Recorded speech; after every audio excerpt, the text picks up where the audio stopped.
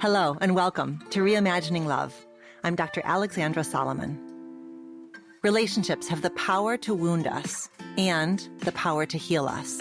As a clinical psychologist, author, and professor at Northwestern University, I've devoted my life to studying intimate partnerships and family dynamics. On Reimagining Love, I'm here to translate complex clinical topics into tools and takeaways that you can use in your relationships today. If you're ready to develop relational self-awareness and create vibrant and loving relationships with the people who matter most to you, you've come to the right place.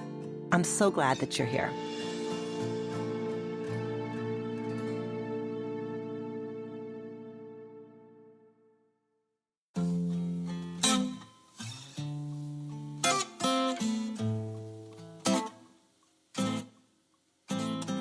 Welcome to another one of our solo deep dive episodes. An episode where it's just me, just you, and we're working on expanding your relational self-awareness by exploring an important relationship topic. And we've got a juicy one today. Have you ever had this thought? I love my partner, but I don't know if I'm in love with them. It certainly is a statement that I've heard lots of times over the years. I've heard clients or students describing their relationship in this way. I've certainly heard it on reality TV shows, in movies. Early in my career, when I would hear the statement, I would just sort of like nod my head, and I would sort of imagine that I knew what this statement meant. Perhaps you've also kind of nodded along when you've heard somebody say it. But I want to challenge us a little bit. Love is complicated, like really complicated. And what I know for sure is that a statement like, I love them, but I'm not in love with them, needs to be teased apart. It's a declaration that's masquerading as if it's an explanation. It sounds like you've just said something decisive and clear, but you actually haven't really told us much of anything. It's a sentence or a statement that needs unpacking. And if you've been listening to the show or following my work for a hot minute, you know that I love unpacking. So that's what we're going to do in this episode. Here's our plan. First, I'm going to make some recommendations about how to listen to this episode, especially if someone has just said this to you, especially if you are currently sitting with this thought, and or especially if you've just recently said this to your partner. Then I'm going to talk about some of how our romanticized mythology creates the conditions for this thought, I love them, but I'm not in love with them, to be a really scary thought, and how the science of love can help us better understand what's going on with this thought. Then I'm going to talk about some of the deeper vulnerabilities that this thought might actually be revealing to us. And then I'm going to make some recommendations about what you can do about this thought.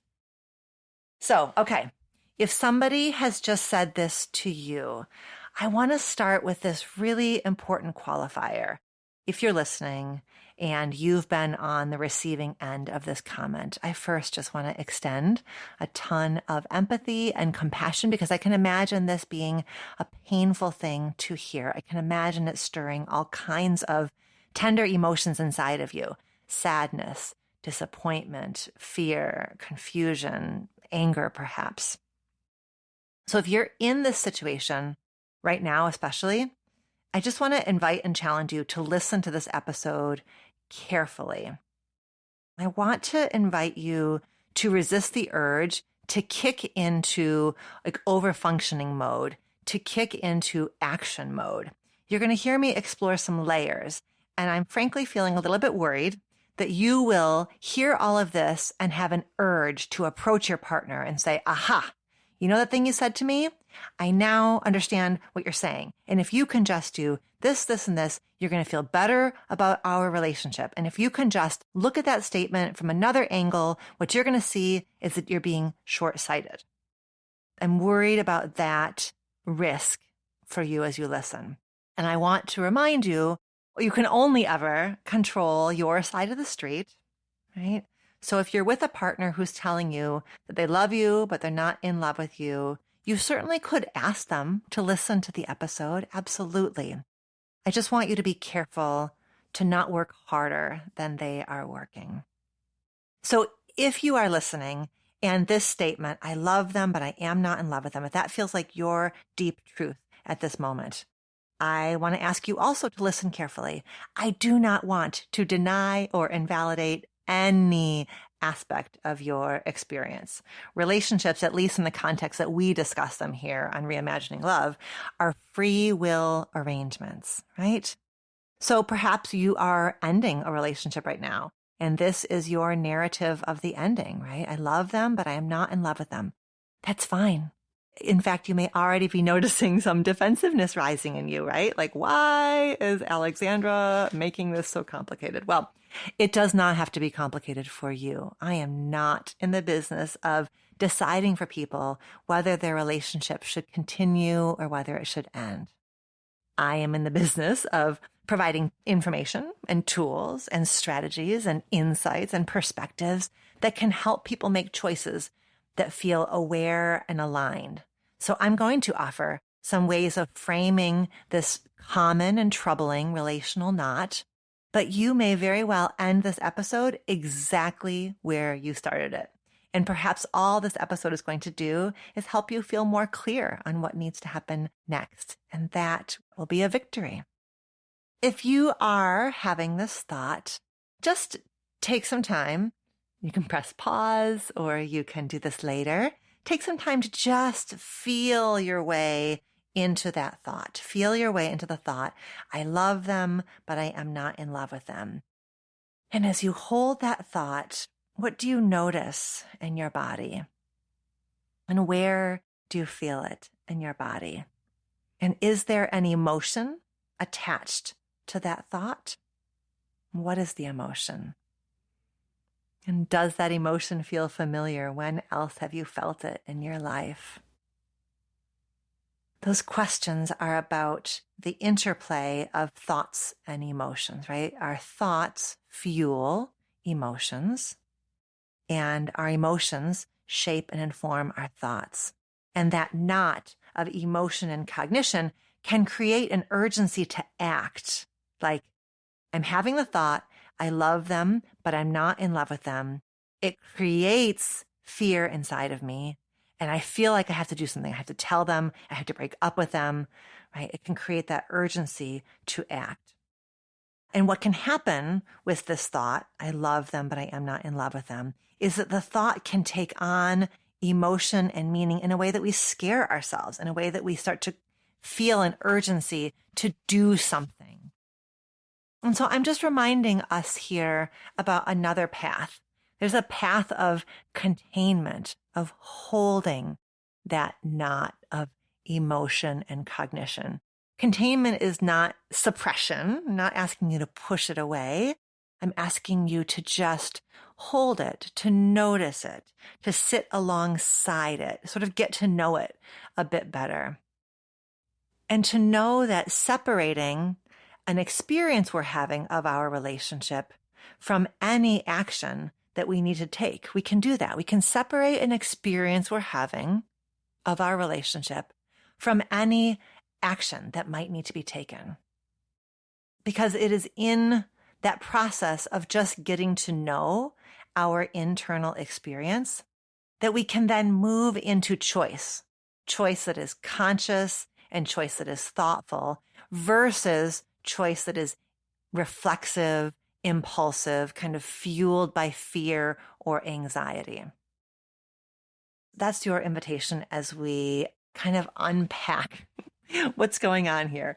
And this next thing I want to talk about is this framing that I call Disney did us dirty. A few months ago, I was doing an event with my good friend, Mark Groves, and somebody I think must have put in the chat, Disney did us dirty. And so I have used that line ever since when I want to talk about the romanticized mythology that can get us into all kinds of trouble in our relationships. So every single one of us is a product of our culture. We absorb cultural messages from a very, very early age. And we have all internalized lots and lots of beliefs and notions and images and myths about intimate relationships. And one of the most problematic notions I find is that notion that intimate partnership should be easy, that if this is the one, if this is my soulmate, then the experience I ought to be having is one of steady enthusiasm.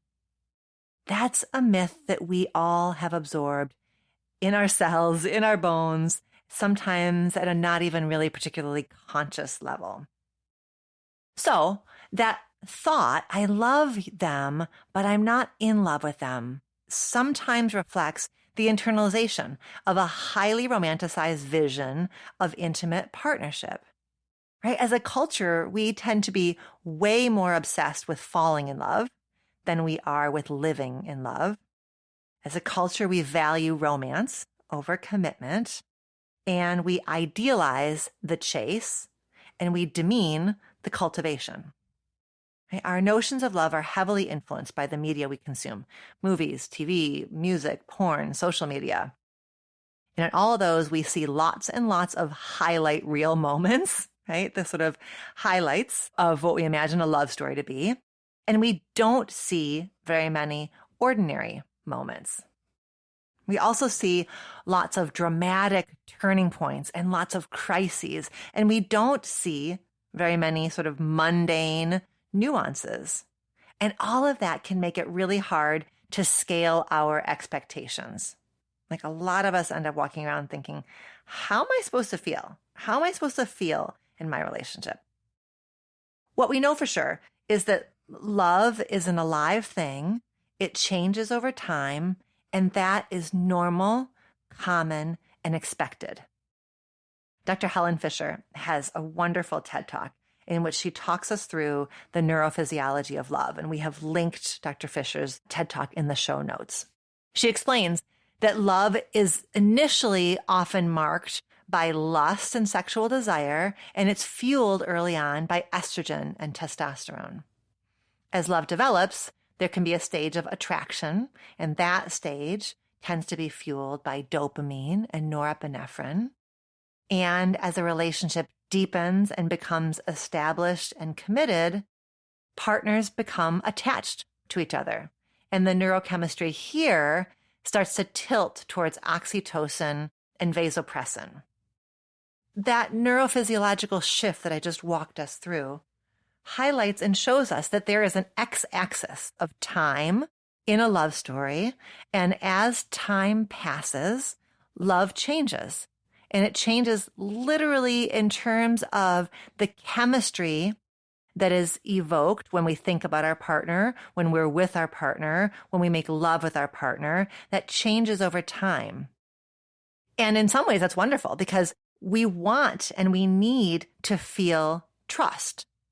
And trust takes time to build, right? And trust is that kind of attachment, oxytocin, like that deep exhale. In order to get the thing we want, which is that sense of trust and safety, in building that trust, some of the chemistry needs to shift. We need to shift away from some of that high dopamine rush kind of feeling. You know, it's neither good nor bad, right nor wrong, but we do need to hold on to this both and, right? There's a loss and there's a benefit. So perhaps we lose some of that early chemistry, but we also gain a sense of trust, reliability, commitment, ease, that exhale.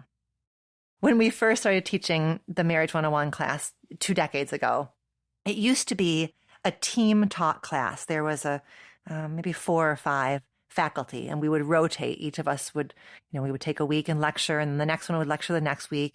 But we would all show up on the first day of class in order to introduce ourselves and to talk our students through the curriculum.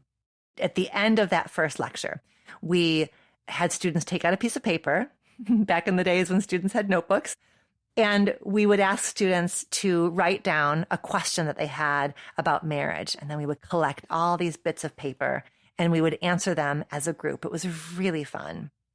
And every year we would get lots of versions of this question. When does the sex go bad in a marriage? How long does it take for marriage to get boring? That question would come up all the time. It's like our students had this intuitive awareness that love changes, but they were at risk like all of us are at risk of conflating change with erosion, right? That a change means it's getting worse. So saying I'm in love with you and saying I love you, those are different feelings. They're capturing different experiences. It's normal and common and expected for some shift to happen. It's also normal, common, and expected to have feelings about the fact that love changes over time. However, I posit to you that there's a world of difference between grieving that some of the novelty is wearing off and deciding that this means something is wrong with us, wrong with our partner, or wrong with our relationship.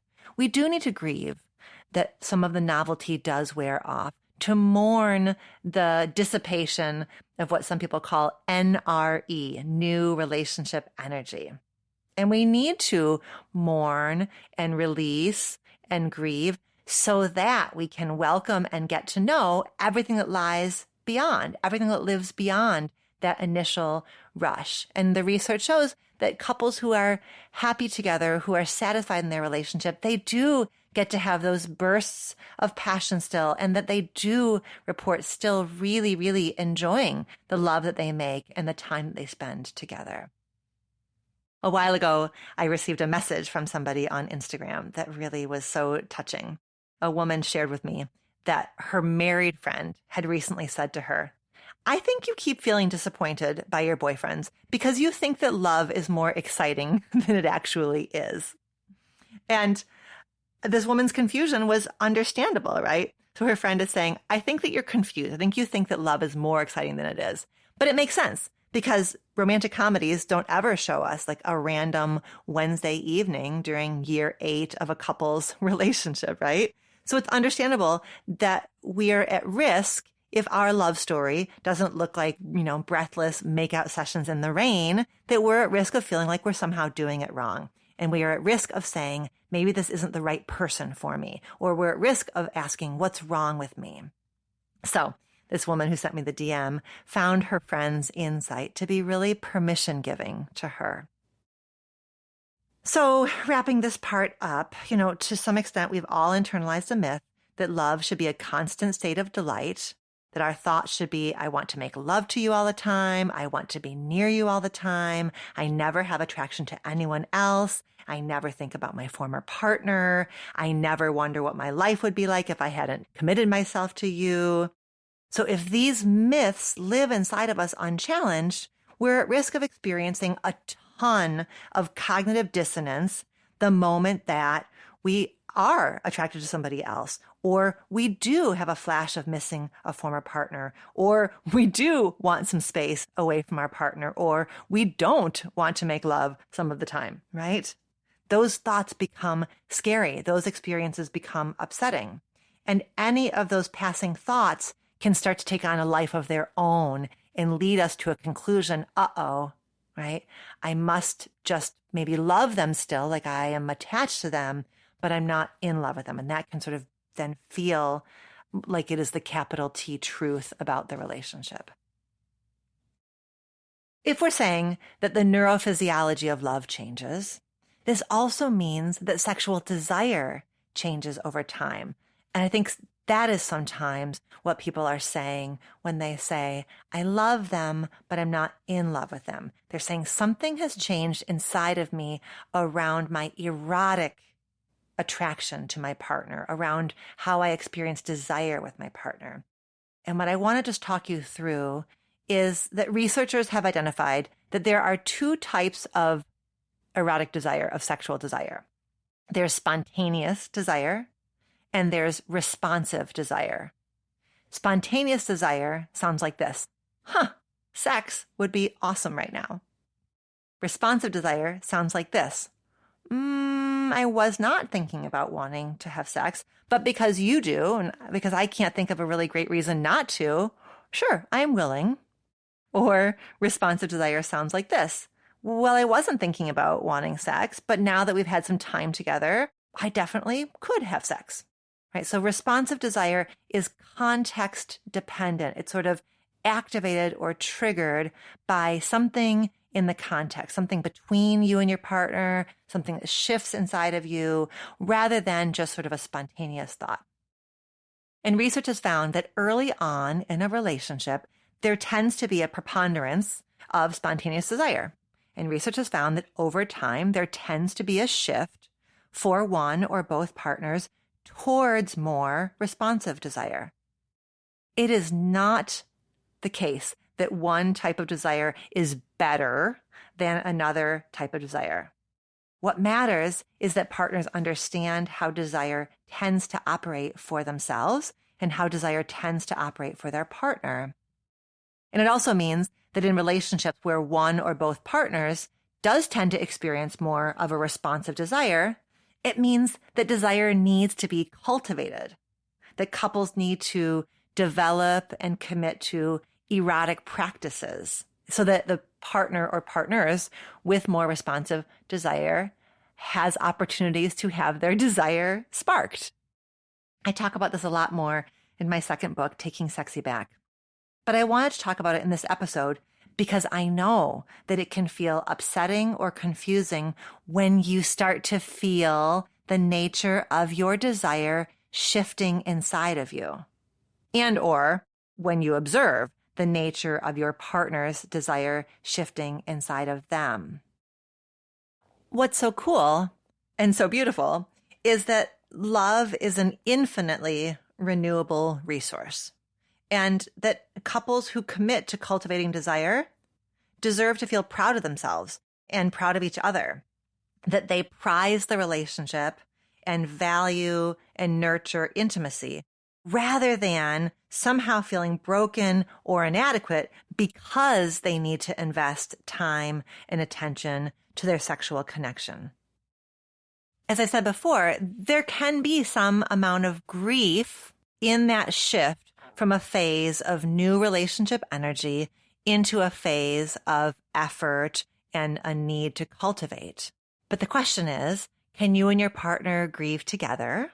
Right? Because grieving together feels so much better than panicking and retreating. The question is also, can the two of you bring a bit of levity to the situation, right? Can you reminisce together, perhaps, about those early days while honoring and doing what needs to be done about cultivating erotic connection during this later stage of your relationship? And, by the way, sometimes reminiscence itself can spark desire. Sometimes memory, right? And talking about something that had happened a while ago when you had more new relationship energy, that can become itself a portal or an opening or a gateway to erotic desire. Here's another layer. Perhaps you're thinking, I love them, but I'm not in love with them, because you're imagining that there is some way that you should feel that is different than how you do feel. Okay, so earlier I had outlined some of the neurophysiology of love, and I did that to validate that love changes over time. But it's also the case that not all of us move in a linear way through those stages just like that. Some of us do. We fall in love and then we deepen into commitment. Others of us do not fall in love. We step into love one step at a time. There's not a right and there's not a wrong. Again, as a culture, we sort of elevate this idea of being swept off your feet and falling in love. And those of us who step into love then are perhaps left feeling like we're doing it the wrong way. But what I want to validate is that notion of stepping into love might particularly be your pathway if you are a survivor of trauma, either trauma in a prior intimate relationship or trauma that you went through when you were young. Right? Think about it. Falling in love is quite an out of control feeling. And for somebody who is a survivor of trauma, a relational trauma especially, that idea can feel out of control and really scary. And therefore, your path may be to go slowly and mindfully and to keep your feet planted squarely on the ground. No falling at all. And if that's the case, you might not experience that I'm in love with you feeling. And I want to give permission for that to be really, really, really okay. Perhaps you let yourself feel sad about that, but I want to ask you to not let yourself feel ashamed about that, right? There aren't better and worse pathways here. There are just our pathways, and our pathways are going to be informed and shaped by experiences that we have gone through up until this moment, this relationship with this person. And you get to assess the quality of the relationship that you're in based on how it feels to you. So you get to ask questions like this. To what degree do I feel seen, heard, valued, cared for in this relationship? To what degree do I feel able to support my partner's hopes and dreams? To what degree am I able to be tender with my partner's growing edges? To what degree do we speak with concern and gentleness with each other? To what degree is our erotic connection a place of safety, play, pleasure, connection, enjoyment? To what degree are we aligned on a vision of where we're heading as individuals and as a couple? The answers to these questions are found internally and in the space between you and your partner. The answers to these questions are not found in some objective sense of what, quote, in love feels like or is supposed to feel like. There is not an exact right recipe of lust, passion, care, commitment, etc. You don't need to hold yourself or your relationship up to some externally defined standard. It's about how you get to feel with your partner. It's about how your partner gets to feel with you. And it's about what the two of you get to create together. Okay, let's move on to what else this statement, I love them, but I'm not in love with them, might be showing or highlighting. So there is no exact recipe that distinguishes I love you from I'm in love with you, right? That also means that when I say I love you to you, and when you say I love you to me, neither one of us is ever going to truly know how similar those experiences are, right? We're saying the same words to each other, but we will never actually know the interior felt experience that each of us is reflecting in those words, right? When I say I love you to you, you actually cannot fully understand what I'm saying because you can't experience how I feel about you in this moment in time through my perspective. You can't. You are not inside of me. You are not me. The best that you can do is an approximation. Thanks to the power of empathy, when I say I love you to you, there's a network of mirror neurons that gets activated inside of you, right? Your right hemisphere inside of your brain is going to light up and you're going to feel like an intuitive, empathic sense of my love. That's what you're going to feel inside of you. And you're also going to have the experience of like sort of this network of associations that you have around love. All of that's going to light up inside of you when I say I love you. And you are also going to have an approximation that is like how you feel about me. When I say I love you to you, you can rest in that sense of, yeah, I know how I feel about her. And so that must be what she's sort of saying to me. But we're not ever going to have like a pie chart or a diagram or a computer printout that we can put side by side to compare and contrast my felt sense of I love you and your felt sense of I love you, right? There's no lab work. There's no blood draw we can do to analyze the exact, blend that makes up my love for you and your love for me. We're not ever going to get that analysis.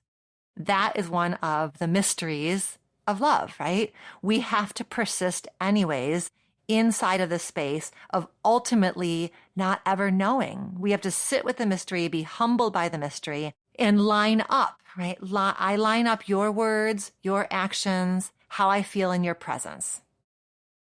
So that thought, I love them, but I'm not in love with them.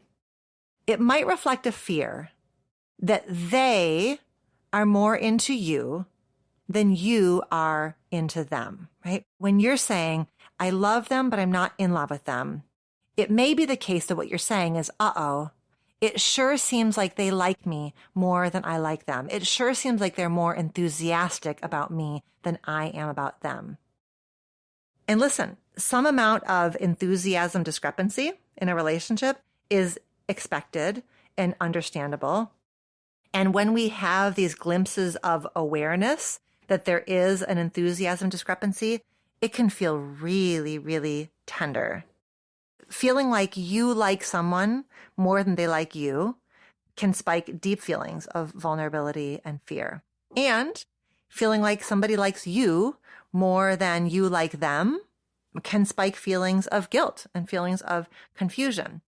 I say all of this to ask you to hold on to nuance and complexity here, that we're not ever going to have a printout that shows exactly how we each are feeling towards each other, and that how emotions are expressed, how the I love you is said, how the I love you is shown, it's idiosyncratic, right? Emotion expression is idiosyncratic, and it's deeply culturally bound.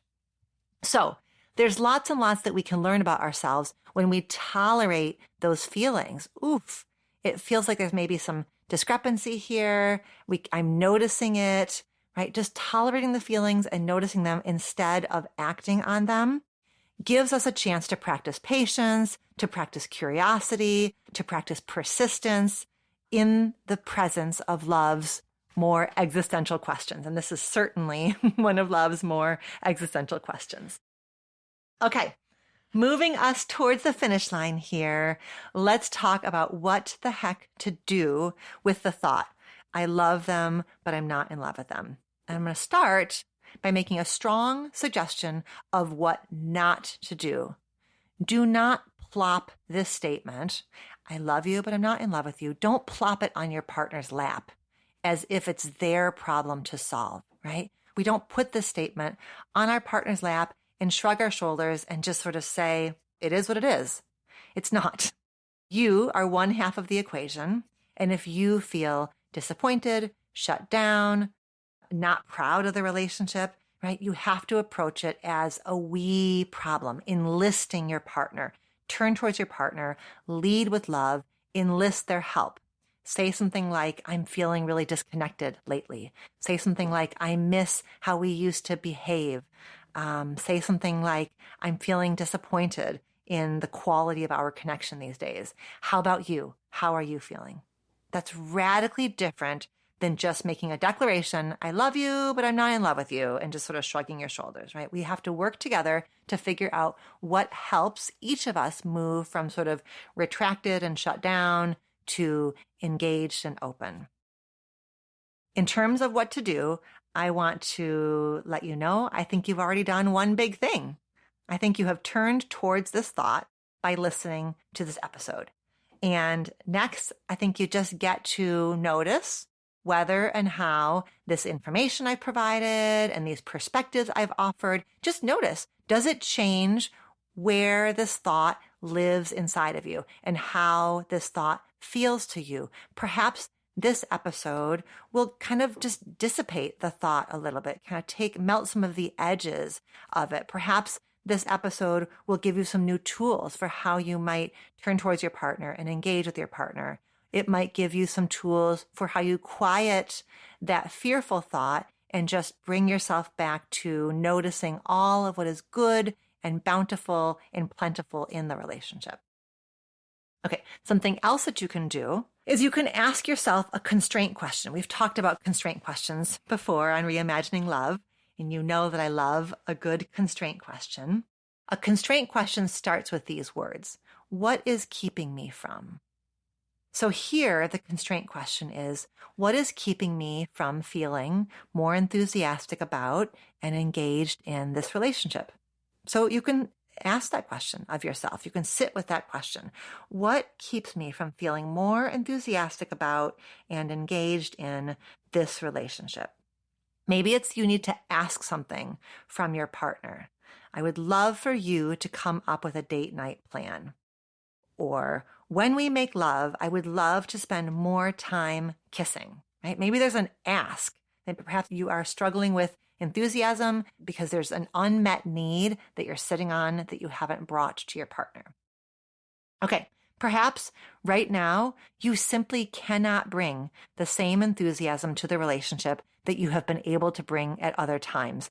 Not because of something that's between the two of you, but because you're struggling with an illness, because you have a new baby, because you're overwhelmed with work, because you are struggling with this chapter of this seemingly never-ending pandemic.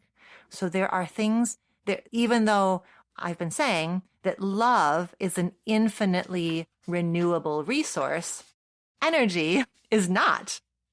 Energy is not infinite. We have limited amounts of energy, and a new baby or an illness or a pandemic can limit our energy and can limit the amount of enthusiasm we're able to bring to our partner. So can you cut yourself some slack? And can you share this truth with your partner? It might feel really validating to them for you just to own that you are struggling a bit right now with bringing a lot of juicy, yummy, warm, positive, enthusiastic energy. That's okay, right? Love is not a steady state of enthusiasm. We've already said that. Next thing you can do, you can explore your motivation. So Dr. Bill Doherty has created a treatment model called discernment therapy. And discernment therapy is for couples who are not sure if they're going to stay in their relationship or break up. So usually couples therapy begins with this presupposition that we are working on the relationship. But what Bill Doherty noticed is that if a couples therapist does not have two customers, like two people who are ready to work on the relationship, the therapy is going to be rudderless, it's going to be directionless. And what's going to happen is what he calls the leaning in partner, the partner who really is clear they want the relationship, that partner is at risk of overworking in the therapy. And the leaning out partner, the partner who's having doubts about the relationship, is at risk of feeling in a couples therapy like the depth of their concerns about the viability of the relationship are not being validated. So therefore, in discernment counseling, one of the central questions that the discernment counselor asks the couple, especially the couple who is struggling with motivation, struggling with enthusiasm, struggling with hope, is they ask that partner, do you want to heal the relationship? Do you want to turn towards your partner once again? So I am asking you in this episode to ask yourself that question. That's something that you can do.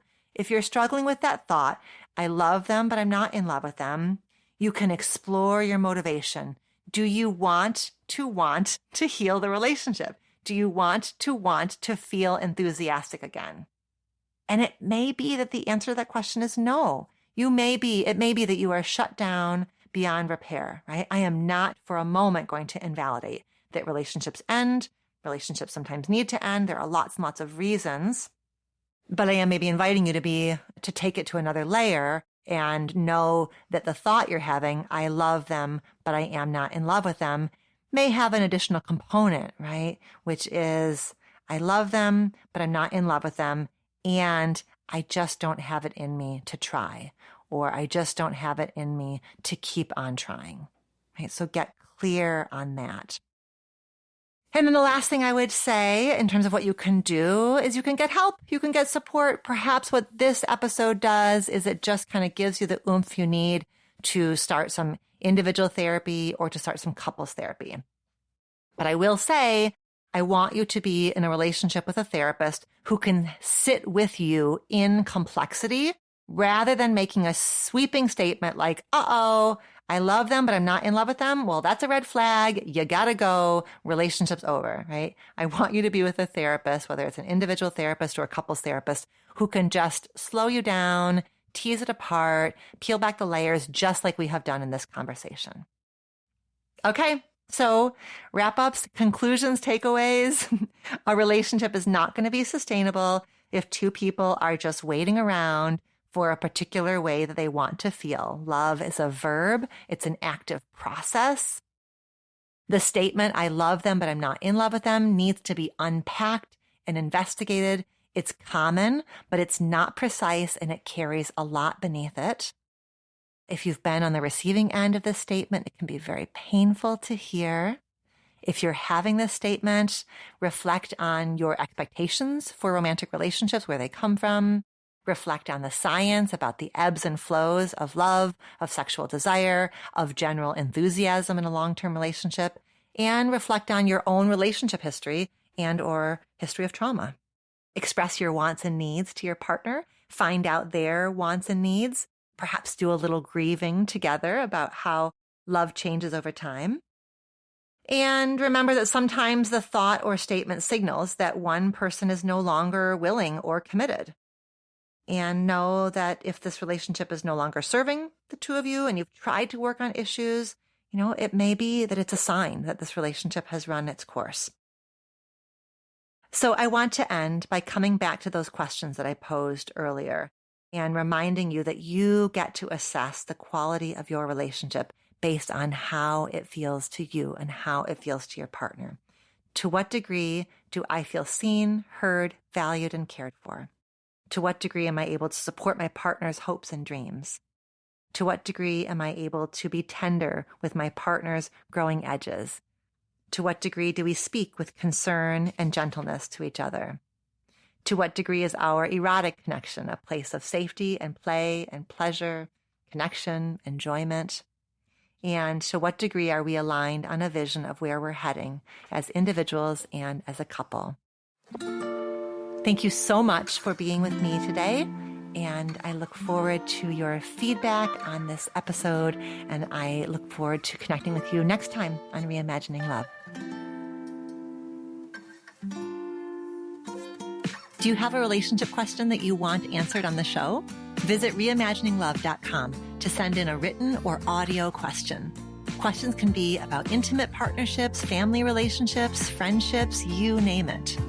If you're looking for more love and relationship content, you can find me on Instagram at dr.alexandra.solomon or visit my website, dralexandrasolomon.com, where you'll find my blog as well as the Intimate Relationships 101 e-course based off of the popular class I teach at Northwestern University. Thank you for listening and see you next week here on Reimagining Love.